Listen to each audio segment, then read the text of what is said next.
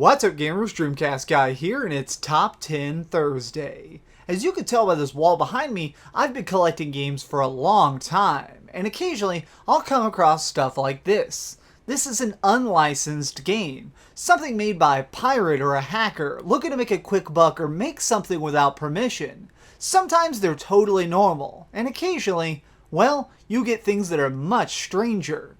Well, this week we're honoring the best of the best on my list of top 10 weirdest bootleg games. Number 10. Kart Fighter. Looking at this title screen, you're probably expecting a Mario Kart ripoff, but surprisingly, this is instead a Super Smash Bros. Ripoff. Princess Peach, Bowser, Yoshi, and more are all showing up to beat the crap out of each other in one-on-one combat, and despite how goofy it looks, it plays rather well. Now I know what you're thinking, why 1 versus 1 combat? Super Smash Bros. Is about big fights. Well, that's because this is actually just a redone version of Street Fighter 2. A developer illegally dug into the code, replaced all the fighters with Mario characters, and sold it as a new game. It's funny to think that one lazy developer ended up creating such an interesting gem in the process. Number 9. Biohazard. As a huge fan of survival horror games, I was shocked to find a Resident Evil game I've never played. This came out in 2003 exclusively for the Famicom, which came out in Japan in 1983. Even though it's 20 years behind the curve, I actually think the art is pretty cool. The hacker behind this project managed to recreate Resident Evil 1 with sprites, and it actually stays rather faithful to the source material. Combat now has you playing a mini-game where you shoot zombies as they slowly walk towards you. You just press A when this bar is in the middle. Although if you want to be really cool, you can actually plug in the gun from Duck Hunt and shoot the zombies on the screen. I do respect the passion put into this project, but it's so bizarre I can't help but ask, why did you even bother making it? Number 8.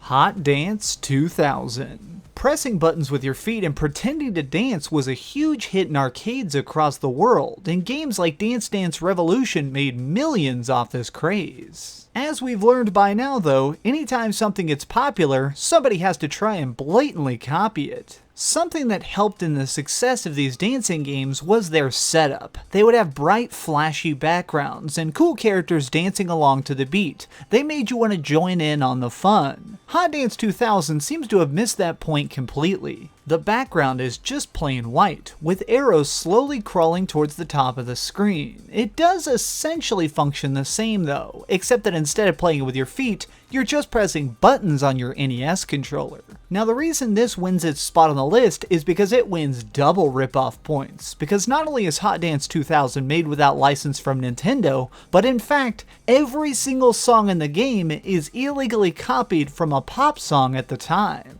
Number 7. Pocket Monster. Everyone loves Pokemon, right? I mean, you get to train animals, you get to explore the world. What's not to love? Well, what about a Pokemon platformer? Well, maybe that's not such a great idea. This hack plays a lot like a Mario game, except for the fact that the mechanics are all wrong. You're playing as Pikachu, jumping off ledges, crushing other Pokemon, and falling to your death a lot. Overall, the graphics are pretty good. For a bootleg game, you can tell they put a lot of time and effort into that art style. The problems with this game arise with the controls. Everything about it just has this slight delay. If you're pressing A to try and make the really well-timed jump, odds are you're going to end up in the spikes. This is definitely one of those projects that was rushed and sold on its name alone, and although I appreciate what they tried to do, it's overall really bad. Number 6. Sonic 4. In the last decade, our awesome blue hero has fallen on some really hard times. If you're cruising eBay late at night, you may stumble upon a game claiming to be the real Sonic 4. On the surface, it does appear legit. Sonic has the same sprite as Sonic 3, levels have a similar flow, and of course you get to rescue Mario from cages. Wait a second, why is Mario here? Also,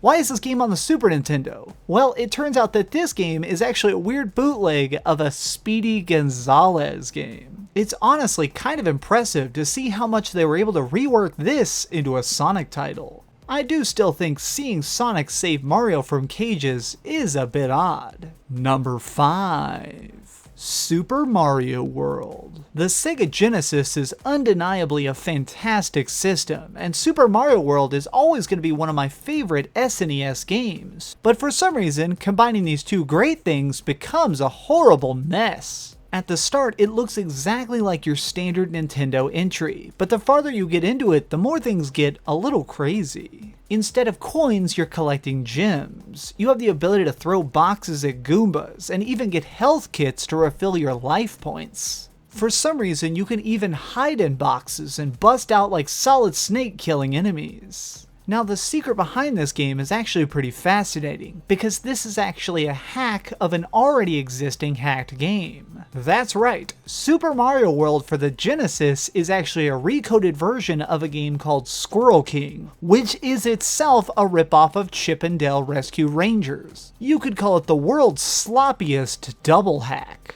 Number 4. Super 3D Noah's Ark.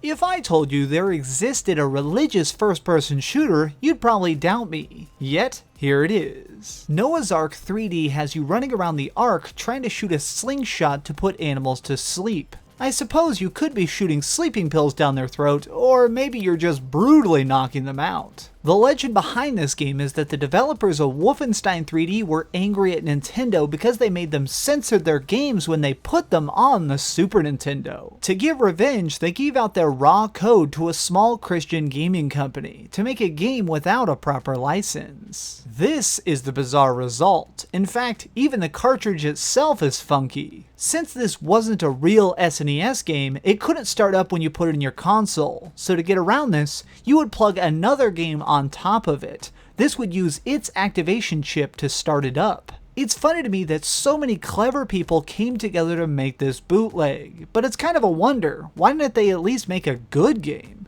Number 3. Harry's Legend. Prepare your wand and magic spells for an all-new Harry Potter adventure. This hack has you filling the shoes of the boy wizard, exploring a desert island where everybody's gone insane. At least, I think that's what's happening. As you traverse each area, strangers will walk up and start beating you up, giving you only one option: kick the crap out of everyone. Even though Harry Potter has magical abilities, most problems seem to be fixable with just a few short kicks to the face. What looks most out of place in this hack is Harry himself. He appears to be wearing clothes from a bad 90s cartoon show or something. In fact, if you couldn't see that creepy smile in the corner of the screen, you wouldn't even know who this was supposed to be based on. What are you smiling at there, Harry? All the people you're beating up? Cause let me tell you, that's not a really good way to make friends. Number 2.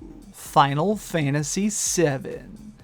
Longtime viewers of this channel know that my favorite series of all time is Final Fantasy, and no game in that series is more famous than Final Fantasy VII. So when I heard that there was an illegally created 8-bit version, I had to find it. A small team of Chinese coders redid all of Final Fantasy VII, scene by scene, for the original Nintendo. All the combat, the materia, the story moments, even the giant final boss were all completely intact in this game. To do this, they even had to invent an all-new style of cartridge that could hold more memory than anything else at that time. It's hard to imagine how many thousands of hours they must have spent recreating this amazing game, piece by piece, but the final result is simply stunning to behold. While primarily released in Japan and China, a few copies did make it to other parts of the world, including America, although sometimes the label will read Advent Children. This is the one game on the list that I actually think everyone should play. Find a ROM of it and try it out, because this is something so strange you need to play it.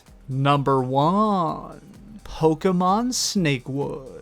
People often complain that they see too many zombie games around, but this is one I don't think anybody would have seen coming. This Pokemon game starts out with you waking up to a zombie apocalypse having wiped out most of the planet. The people who are still left alive are now in hiding, training teams of Pokemon to survive this new harsh world. The story is totally different from what you may expect. Instead of just trying to beat gym leaders, your goal is to save the world by beating the 4 horsemen. Evil madmen are running amok, and zombie trainers are hiding around every corner waiting to attack you with their undead Pokemon. You're gonna have to gather all your power, all your training, and all your knowledge if you want any hope of stopping the world's slow decay. For its creativity, its writing, and its haunting art style of rotting Pokemon, I'm giving this my award as the weirdest bootleg game.